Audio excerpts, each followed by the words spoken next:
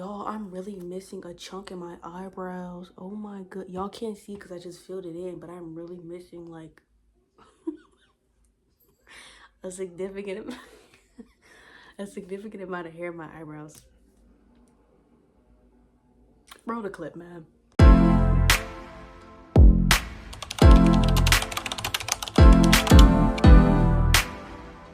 Hey y'all, long time no see. Okay, if you're new, welcome. If you came back, welcome back. My name is Janae and this is Corner Reads, and y'all saw the title of the video. This is actually gonna be a very difficult video for me because I have a little bit ADHD. I'm a little sped, so we're gonna try to multitask at the same time. I'm not going anywhere, but I figure why not, okay? I feel like I talk better when I'm doing something with my hands, so we're just gonna get into it, okay? For starters, I only read like 6 books in June or whatever. Not a bad spread, but let me tell you something. I made a video yesterday and I said I read 7 books when I only read 6. A little white lie, never hurt nobody, okay? And I genuinely thought I read 7 books last month. It's July 1st as I'm making this. I genuinely thought I read 7 books last month, but then I looked back at it and I was counting a book from May in my like June TBRs, whatever. Anyways, so the first book, well, actually probably not the first book, but I'm just going in the order that I like think I read them in. So the first one was Beach Read by Emily Henry. Oh, spazzing out already. Beach Read by Emily Henry. And you know, I like that one, okay? I heard about Beach Read a lot from like, I wouldn't even say friends, but like that was probably the first Emily Henry book I heard about, but I never read it because I don't know, I just never read it. But it's a really nice romance. Y'all know Emily Henry does her little romance novels, and y'all know I love her romance novels down.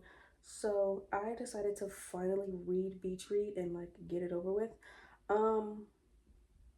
Not a bad read.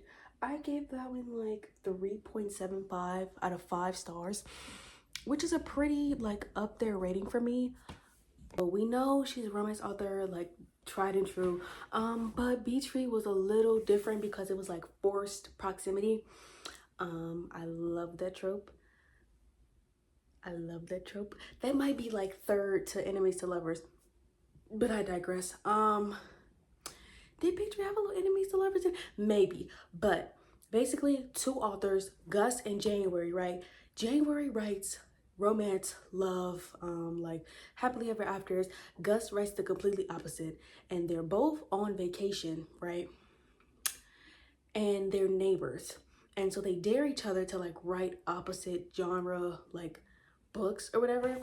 And you know, like when you write a book, you have to like go get research and like go, you know, make it realistic. Like if you're writing a book about a cult, I would expect you to go do a little research on a cult and like talk to like former cult members and stuff like that.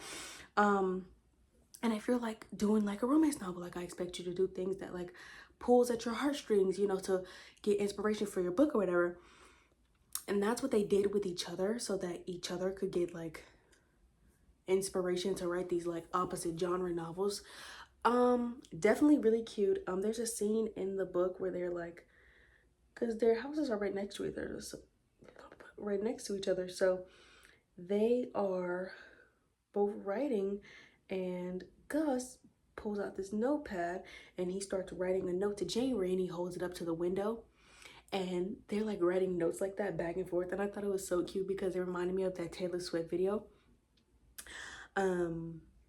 You Belong With Me. If you've ever seen that music video, you would get it. If you haven't, you should go watch it because yeah. And then the fact that after I was like, oh my god, this reminds me of that Taylor Swift video, the character literally was like, this reminds me of the Taylor Swift video. Yeah, 8 down on that one. Like I said, I think I gave this one a 3.75 out of 5 stars. It was just a really like heart, you know, made my heart warm. Really nice. But Emily Henry always does that to me, so maybe I'm a little biased when it comes to her, but I genuinely enjoyed it. Did I enjoy it better than Book Lovers though? No, no, because Book Lovers is enemies to lovers, and y'all y'all already know I love me a good enemies to lovers trope. And Charlie and Nora were like so in-game for me, so I don't think it would top Beach Read. I would probably rank like all of the Emily Henry novels I've read in like order, and then like order of like how I felt about the couples or whatever. Maybe I should do that for the next video. But for now, yes, Beach Read, definitely worth it. Would recommend. If you like romance. If you don't, that's okay. That's okay. That's okay. I read more than romance novels this month, okay? So that was one of the romance novels that I read. Okay, so the second romance novel I read this month was called Every Breath by Nicholas Sparks. Now, one thing about Nicholas, he's gonna write a heartbreaking story. Like, he don't care about your heartstrings, girl. Like, he's gonna rip them out and break them every single time. And that is what he did to me on this book. I would say he doesn't write your typical romance, but I think the romance novels that he writes are typical for him. And it's just like, whatever, if they don't like it, they don't like it, you know? So it's Hope and it's True, okay? Hope is at her family's cottage in South Carolina because she has a wedding to go to, okay? And she's also contemplating her life at this cottage, okay? She's 36, she's been with her boyfriend for 6 years, and she's like, okay, I'm ready for the next chapter of my life, right? Then bring in True, okay? He's from Zimbabwe, right? But he gets a letter from his dad, who he's never met, saying, I want to meet you. You can come to my house in South Carolina. I'll meet you there. We can chat, we can talk, we can catch up. After like 40 years, because True's like 40, which is very strange and odd, but you know, I digress. We later come to find out that his dad is dying and he just feels he needs to make amends or whatever. Not the point. Okay, so the houses are neighboring to each other, okay? And one day they're walking on the beach and Hope has her dog, and her dog like runs free, and it seems like he gets hit by something, and True finds the dog and he brings him back to her, and then they end up like falling in love or whatever. But they're only there for a weekend. He's there to meet his dad, she's there to go to a wedding. They fall in love, right? After the weekend is over, they decide to go back to their respective lives because one, True is sterile, so he cannot have any more children. Two, Hope wants children, so she cannot be with True for the reasons that he is sterile, okay? Three, she has a boyfriend, like I mentioned before, but it's on again, off again, and she's like, you know what, I don't really know if I want to do this, but he can give me kids, so why not? You know what I'm saying? Like, I still want children. She's like, I don't want to give the children up. I'm just gonna go have children with Josh. Sup, girl? Bye. Yeah, that was that on that.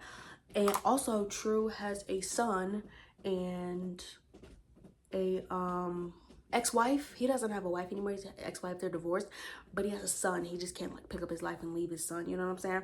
So they go back to their respective lives, right? Hope, she done had 2 kids. True's son has gone off to college. He stopped being a safari guide. He's moved closer to his son in the States. All this and that, okay? Maybe I got the States part wrong, but he definitely moved out of Zimbabwe to be closer to his son or whatever.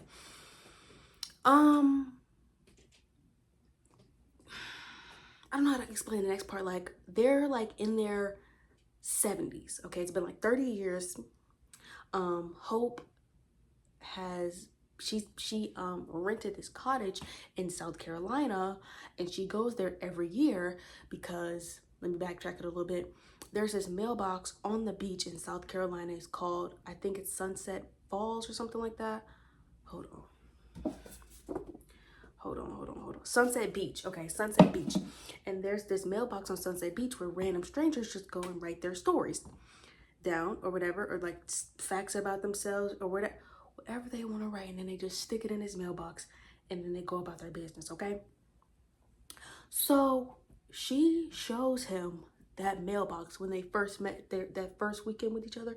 She shows him this mailbox, right? And she's like, yeah, people just write random things in here and they just stick it in the mailbox and then they just go about their business, whatever. And you can read it and then put it back, or you can write something and put it in the mailbox, or whatever you want to do. So all those years later, she wrote him a letter and put it in the mailbox. But mind you, he's in Africa. So how in the hell is he gonna see the letter, right?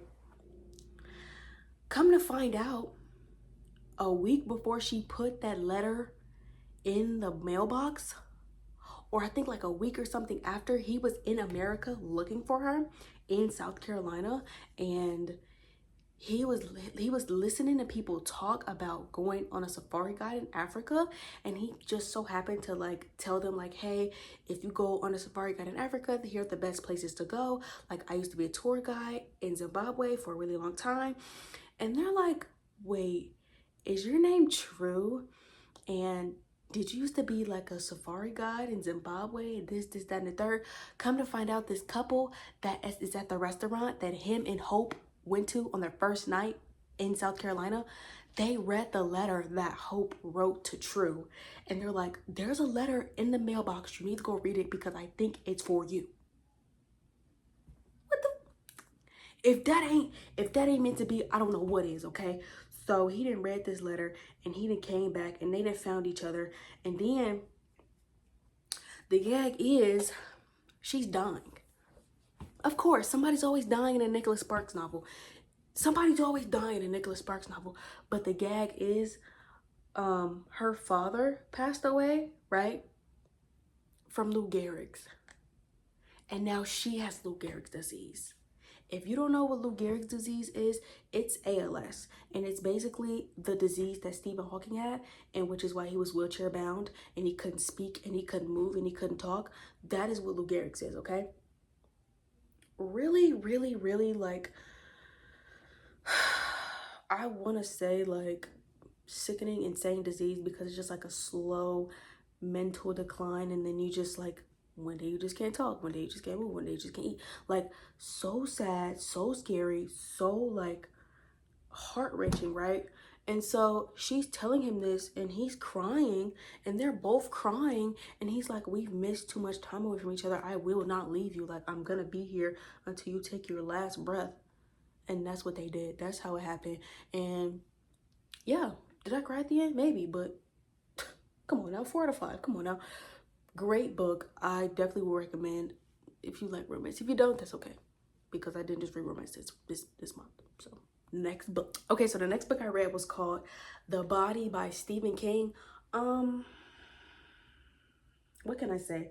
I expected horror, okay? I've never read a Stephen King novel, and I was expecting to be like shaking in my boots a little bit, because is he not a horror author? Horror author, horror. Y'all say that 5 times fast. I'm stumped, okay? He's a horror author, right? And I genuinely thought I was gonna be scared because 1, it's Stephen King, and 2, the name of the book is called The Body. Why would, come on now. Basically, oh, fun fact, the movie Stand By Me, I don't know if you guys have ever seen that movie. I have not. Okay, I'm only 20.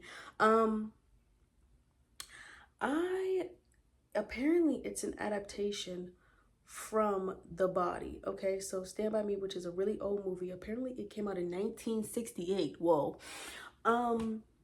It's basically about 4 boys who go and find this dead body. I don't even know why you would want to go find a dead body on the train tracks, but it was 1968, so I'm pretty sure the kids had nothing else to do, and it was summertime. Why would we not want to go find a dead body? Anyways, I can't lie to y'all, it was a little boring, because the whole book was just about like the journey of them going to find this dead body. And I was like, okay, could somebody please, they almost got hit by a train like twice. I'm like, could y'all please hurry it up? Y'all are giving me anxiety, because 1, y'all about to get hit by a train. 2, y'all are going to go find a dead body. And 3, they trying to get to the dead body before their older brothers do. And the older brother and his friends is in a car. They're beating y'all. They're beating y'all. They gonna eat y'all up because let's be realistic. They're gonna beat y'all. Y'all been walking for like a day and a half, and y'all still ain't got to this body. But y'all know the funny part is the body was really far away from the hometown because they walked for like a day and a half, and they got to the body at the same time that the brothers did. That the older brothers did. Was y'all driving slow? Was y'all must have not been doing this. I don't know nothing about speed limits in the 60s. Maybe it was like 10 miles an hour. Y'all couldn't have went 30. Let me mind my business. But anyways, yeah, it was kind of boring. I gave that one like a 3 out of 5. It was only like 170 pages, I think. Slur. It's a slur in there. It's a slur in there. It's the 1960s. What do you think the slur was? Hard ER. Yes. I was so shocked when I read that. I was like, whoa. Steven, what is going on? Steven. I thought this was a classy party. Nope. Nope. Nope. Not a classy party. It was a racist party. Not a classy one, okay? On to the next one. Okay, so the next book I had read, okay, it's called The Body by Frida McFadden. Apparently this one's really popular, but I've never read it. So I decided to give it a gander. Y'all want to know something? I was at work and I didn't have no book to read because there's a book that I've been reading for the longest absolute time, and I've been trying to give it a chance. Dude, it was boring every single time I read it, so I had to DNF it. So I opened up my Kindle app on my phone and I found a book, and it was The Housemaid by Frida McFadden, right? Not what I was expecting, okay? Not what I was expecting. I'm sitting there trying to make my eyebrows match. What my mom used to say, they sisters, not twins? Yeah, we moving on. So The Housemaid by Frida McFadden. So there's a girl, right? Millie? One of the two, okay? Some with an M. And she gets hired by the Winchesters to be the housemaid, basically. You know what I'm saying? You know what a housemaid does. They take care of the house. You know what I'm saying? They wash the kids. They cook the food. They clean up. You know, housemaid things, right? So she's like, okay, like, this is good for me. But the thing about Mrs. Winchester, she seems a little weird. She seems a little off. She seems a little quirky. But she's trying to look past that because she's a felon and she just got out of jail. She's been in jail for 10 years. So she's like, I'm going to look past it. Like, whatever. Nobody's perfect. People have flaws. Whatever. Okay, cool. So she starts to work for the Winchesters. And it's like Mrs. Winchester is a completely different person. She got mixed personality disorder, some BPD, okay? One day she's really nice to her, and then in the next hour she's like yelling at her. She's like, I didn't tell you to do that. Like, I didn't say that. Like, you're putting words in my mouth, like making her seem like she's crazy. And she's like purposely dirtying up the house, purposely making messes, and purposely blaming it on Melly. So she's like, clean this up. After messing the kitchen up, she's like, clean this up. A little demented, okay? And then the daughter don't like her either. So it's like, okay, all the girls is against me, right? All the girls is against me right now, okay? The husband is the only one who seems to be on her side, okay? Now let me tell you something. Real fast. Let me tell you something. Come here. I never liked the husband in the first place. I never liked him he was way too nice. Okay, now back up. So she's like living with the Winchester. She lives there. She's a living nanny or whatever, living housemaid. She's living in an attic, but she lived like in a little bedroom, but the bedroom locked from the outside. She's like, that's suspicious. That's weird, which it is, okay? Fast forward, she started working for them. Mrs. Winchester getting crazier, but she find out that Miss Winchester was at a psychiatric hospital. Whoa, for what, right? Because she tried to drown her daughter. And then she tried to kill herself. Y'all shocked? I'm not. I'm not shocked, okay? I was a little shocked, but I was like, okay, something else is going on here. Because, you know, you be reading a book and it's like, okay, I just figured this piece of information out, but I have this many more pages left, so there has to be more going on here. That's how I was feeling, okay? So, come to find out, the husband is the bad guy.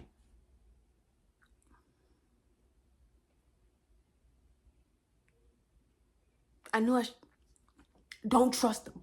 Don't trust him. The husband was the bad guy, okay? Because y'all remember I told y'all the attic that she was sleeping in had a lock outside the bedroom door? Come to find out, when Mr. and Mrs. Winchester, when Nina, I don't remember his name. When Nina and Dude got married, he was locking her in that attic and punishing her for like the littlest stuff. Like you know how you get your hair dyed and then your roots start to show, and then like you don't get them retouched for a while because like you don't have the time or whatever. Yeah, she didn't get her roots retouched one time, and he literally locked her in there, and he was like, you can't come out until you give me 500 strands of your hair, because having blonde hair is a privilege and you can't take care of it, so obviously you don't want it, so give me 500 strands of your hair. Literally made her count out 500 strands of her hair, put it on a piece of duct tape, and if she put 498, he wasn't letting her out. If she put 497, he was not letting her out. It had to be exactly 500 strands of hair, and then he was going to let her out of the room. Is that not insane? Is that not insane? So Nina's plan was to find a replacement for her so she could get kicked out, and so she wouldn't have to deal with his, I don't even know what you call it, like his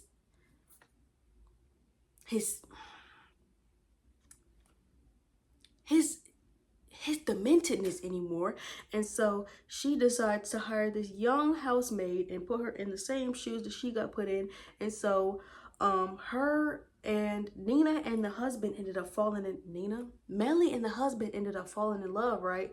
And so she's like, yes, my plan worked out perfectly. Like, he's gonna do with her what he did to me, which is bogus, but like she was just trying to get out. And so he ended up kicking Nina out, and Nina took her daughter and went to a hotel. She like, we finally free. Like, I don't have to deal with him no more. But the gag is, I just told y'all, she hired Nina why do I keep saying Nina? She hired Melly to replace her, but she also hired Melly to kill her husband because, like I told y'all, Melly had been in jail for 10 years before this, bro. So she's like, she's gonna kill my husband, bro. I know she is. And I'm gonna applaud her for that because that's what I wanted in the first place. Y'all, Melly didn't kill her husband because after he kicked Nina out, right, he ended up locking Nina in the room upstairs and basically doing the same thing to her what he did to Nina. And so she's like, I'm not going for none of this. So she somehow, some way, she ends up getting out of the room and ends up locking him inside of the room. And she's like, yeah, now what? She's making him like pull his teeth out, all this extra stuff. And I feel like the pulling the teeth out is what caused him to die, because he probably died from blood loss. And he was sick. He had like cameras and like audio set up in this room. He's insane. You know what? I'm not gonna wish death on nobody, but girl power. Girl power, okay? And it is a sequel to that one. I think like now her whole like main frame is Melly's whole main frame is like saving women who are in like demented marriages from their like crazy husbands. I think that's her whole stilo now. So yeah. How many stars did I get at one? Like 3.75 maybe? Don't quote me on that because I don't know. Okay, I'm just a girl. Okay, I'm just a girl, okay? So yeah, that was that book. Yeah, I might read the sequel. Might be my July TBRs, but yeah. That was book number 3 of the month. Okay, book number 5 is called A Stolen Life by, I don't remember her last name, but JC Duregard, I think that's her last name. This is a memoir, 1. 2, it is about a young woman who got kidnapped when she was 11 years old, and she was held captive for 18 years in a stranger's backyard. Now,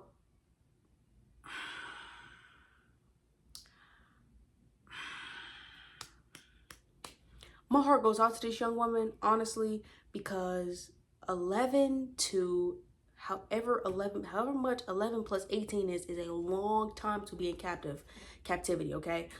You don't know how to drive. You don't know how to, like, be in social situations. You don't know how to do a lot of things when you kidnapped at 11, right? And my daughter, she just literally got kidnapped from off the side of the road. She was walking to school. She got snatched. Boom, bam, in the car. And then she was held in this backyard, right? So it was like a house, and then it was like a bunch of trees and thickets, and then there was like the separate part, and that's where she was held. She had 2 children by the man who held her captive. Not a fan of that. And then there were these days where it was like he would keep her up for days at a time and like rape her, and like she described like she hated it so much, but he was on drugs and it would keep him up for days at a time. So all he wanted to do was that. And she was just like, he called them runs. And she used to just be like, I just wanted it to be over so bad. And my heart went out for her in that whole entire predicament. And then the man who kidnapped her was like low-key, high-key schizophrenic, because he kept talking about like the government and how like the government this and the government that, and I'm trying to tell the government my plan. What plan, Bookie? What plan?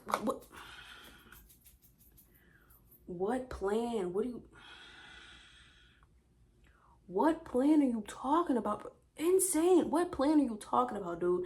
He's like, yeah, I'm gonna show them my plan. And like, the reason she got out was because he literally just snitched on himself. He was just like, yeah, my name is such and such, and I kidnapped the girl when she was 11, and I've been keeping her captive for 18 years.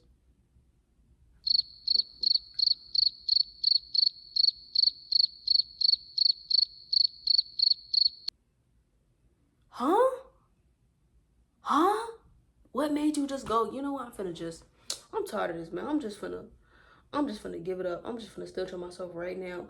And y'all wanna know something that's so crazy? He had a wife, and the wife was in on it. And she used to watch, she used to watch him rape her. Like, girl, you're sick and demented and twisted. And I literally Googled this case, and she gonna have the audacity to cry in her mug. Don't cry. Had the audacity to cry in court. Shut up. Shut up. Shut up. Shut up. Shut up. Shut up. You're sick. You're sick. You're sick. As a woman, why would you sit here and watch this little girl sit here and be subjected to all this abuse for all these years, and you just gonna sit on your hands and be like, you know what, that's not my problem because it's not happening to me. Sick. Sick, sick, sick. But the good thing about the story was she did get reunited with her mother, and that really, really broke my heart, because imagine your daughter has been missing for 18 years, bro. Do parents give up hope? Like, did she ever think she was gonna find her child again? Like, she hasn't seen her daughter in 18 years, and she just comes back with 2 granddaughters. That has to be the most mind-boggling thing ever. And you know, the most mundane thing about this book was that her little sister had to teach her how to drive.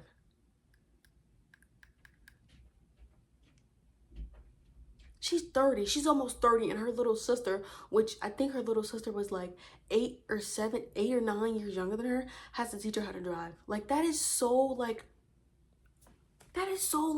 heartbreaking for real. Like, yeah, I don't think, like, I can't imagine it. Like, genuinely, I can't imagine it. And I genuinely liked the book. I didn't like the context of the book, but I like the fact that she found her mother, and she started to live a normal life, and she actually could live a kind of semi-normal life. Yeah, that book really messed me up a lot. I'm not even gonna hold y'all. I was just sitting there like, oh my goodness gracious. People are sick. People are so sick and twisted. That's, yeah, yeah. Next book. The last book I read for this month was called The House on Mango Street by Sandra Cisneros, okay? Um, Let me just pause for a second. Do I know how to contour nose? No. Will I try every single time? Yes. Try until you get it, okay? Ain't nothing wrong with that. The House on Mango Street by Sandra Cisneros. Now, I read this book in like 2 hours, okay? Yeah, I was at work. I was bored. My highlight is crooked. I was at work. I was bored. So I was like, I'm gonna read a book.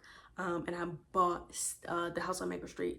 And I'm like, this is really thin. This is really, like I'll be able to finish it really fairly quickly. And I did, but the thing is, it's heavier than I expected it to be. Like, for a book to be that thin and to have like that little words in it.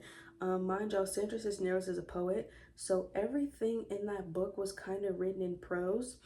And that's what made the book flow, but everything in that book was written in prose. And so I was like, okay, like maybe I'm tripping a little bit, like, but it was flowing really easily and really nicely. But there were a lot of heavy topics in that book. It's basically about a young girl who's growing up in Chicago in this house on Mango Street, and she hates it because it's dilapidated and it looks old, and it's like crumbly stairs outside, and it's like the paint is peeling on the red brick. She's like, I hate living here, bro, for real. And she just talks about her life through like teenage years to like adulthood, like, and like leaving your hometown. Dude, she talks about like men staring at her, and she talked about getting sexually harassed, and she talks about, mind you, this isn't a memoir, this is just set in the mind of I know I'm terrible with names, give me 2 seconds. Esperanza, okay? Now don't get on me because the name isn't even really mentioned like that in the book, so like don't leave me alone, okay? So it's about Esperanza and her like life as she's growing up on Mango Street, and she has like all these neighbors and all these people that she interact with, and then she like goes through puberty, and then she grows up, and then she has the need to like leave her home or whatever, which is very normal. Definitely as you get older. And it's also about like how you don't want to necessarily leave everything you've known behind, but it's necessary for growth. And also about how, oh, my bad. You could feel guilty for like leaving your hometown and also leaving the people behind in your hometown, as in like siblings or as in like old friends who don't leave, but you have to leave for your own good. So I definitely don't think that it went over my head as much as I thought it did, because I read that book really fast and I was like, did I get it? Did I not get it? Did I miss something? Did I not miss something? So, hold on.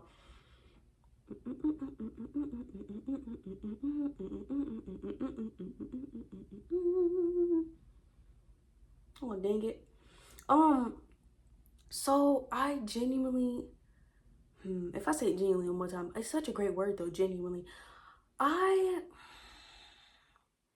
think everybody should read that book, because it's sometimes you feel like stuck in your life, and I don't think there's a such thing as like stuck, if that makes sense. I just think there's like transitional periods in your life where you feel like you should be doing more than you actually are, but you're just supposed to like,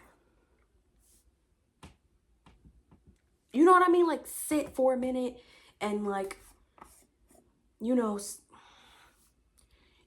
guys know what I'm trying to say, like just sit for a minute with yourself and like think about like where you want your life to go next and where you want your life to be in the next stage of your life and stuff like that. I don't necessarily think like that's a bad thing. Sorry, the setting powder got everywhere. And I think that book is definitely about like sitting down and like,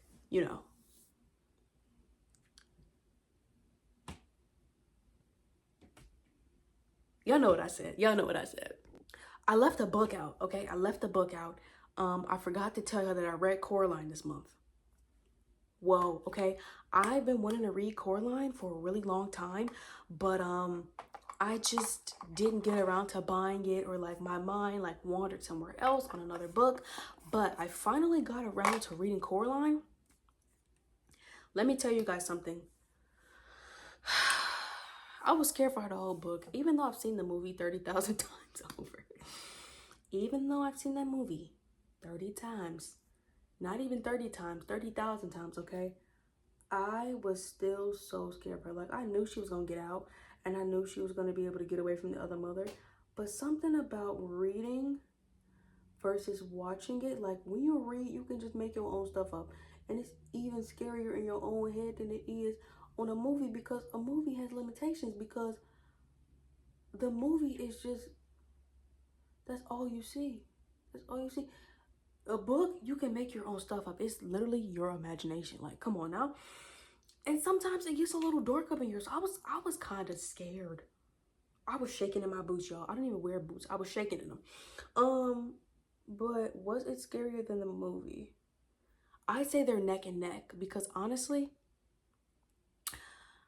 that scene in Coraline when she's in the spider web with the other mother, and the other mother's eyes are gouged out, and she's just listening and waiting for Coraline to move like a spider would. Cut the movie off. Cut the movie off. Cut the movie off. But then there's a scene in the book version of Coraline where she goes down to this like cellar or whatever, and like the other father is down there waiting for her, but he's like completely disfigured, and he's like a clay figure now, and he's like wet clay, like disformed, like a lump, and he like tries to like get her. And dude, it was dark, it wasn't no lights, and you imagine this clay figure just coming at you trying to eat you.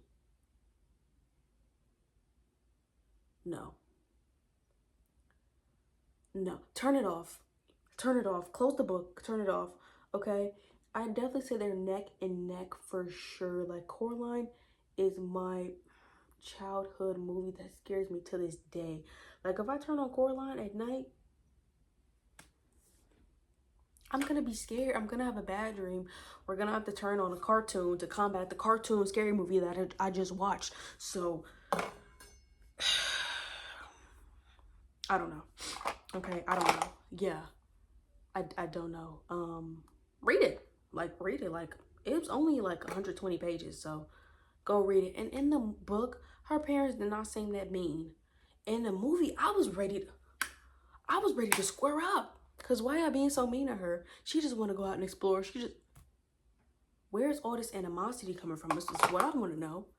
Y'all better tighten up. Y'all pissed me off. But in the book, they wasn't that bad. So yeah, that's really all I got for y'all today. Let's hope my next video is a reading haul of me getting all my TBRs. Like, let's pray, okay? My birthday's this month. Like, woot woot. Shout out to me, but don't forget to like, comment, subscribe, and turn on those post notifications so you don't miss when I post a video. And I will see y'all in the next one. Bye.